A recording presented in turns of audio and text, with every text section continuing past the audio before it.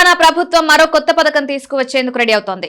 అధికారంలోకి వచ్చినట్టు నుంచి ఆడబిడ్డలకు అధిక ప్రాధాన్యత ఇస్తున్న రేవంత్ సర్కార్ తాజాగా వారి కోసం మరో కొత్త పథకం ప్రారంభించనుంది.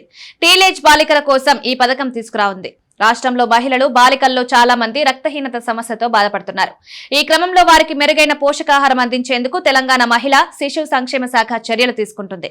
దీనిలో భాగంగా 14 నుండి 18 ఏళ్ల బాలికలకు బలమైన పోషకాహారం అందించేందుకు సరికొత్త కార్యక్రమాన్ని చేపట్టనుంది. దీనిలో భాగంగా ఇందిరమ్మ అమృతం పేరుతో కౌమార బాలికలకు పోషకాహారం అందించేందుకు ప్రభుత్వం ముందుకొచ్చింది.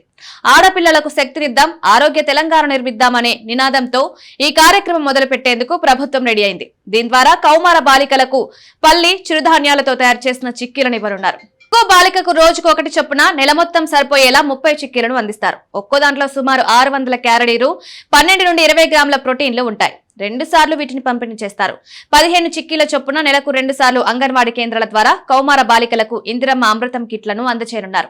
బాలికల ఆరోగ్య స్థితిని అంచనా వేసేందుకు గాను త్వరలోనే ఆరోగ్య శాఖ హెచ్బి పరీక్షలు నిర్వహించనుంది. ఈ సమస్య ఉన్న బాలికలను గుర్తించి వారికి ఐరన్, ఫోలిక్ యాసిడ్ మాత్రలను అందిస్తారు. తొలుత పైలట్ ప్రాజెక్టులో భాగంగా కొమరం భీం, ఆసిఫాబాద్, భద్రాద్రి కొత్తగూడెం, జయశంకర్, భూపాలపల్లి జిల్లాలను ఈ ప్రాజెక్టు అమలు కోసం ప్రభుత్వం ఎంపిక చేసుకుంది. జాతీయ కుటుంబ ఆరోగ్య సర్వే ప్రకారం రాష్ట్రంలో 64.7% కౌమార బాలికలు రక్తహీనతతో బాధపడుతున్నట్లు గుర్తించిన ప్రభుత్వం దీనికి పరిష్కారంగా ఇందిరమ్మ అమృతం పథకాన్ని తీసుకురానుంది. దీనిలో భాగంగా అంగన్వాడీల ద్వారా కౌమార బాలికలకు పోషకాహారంగా పల్లి చిరుధాన్యాలతో తయారైన చిక్కీలను ఉచితంగా పంపిణీ చేయనున్నారు.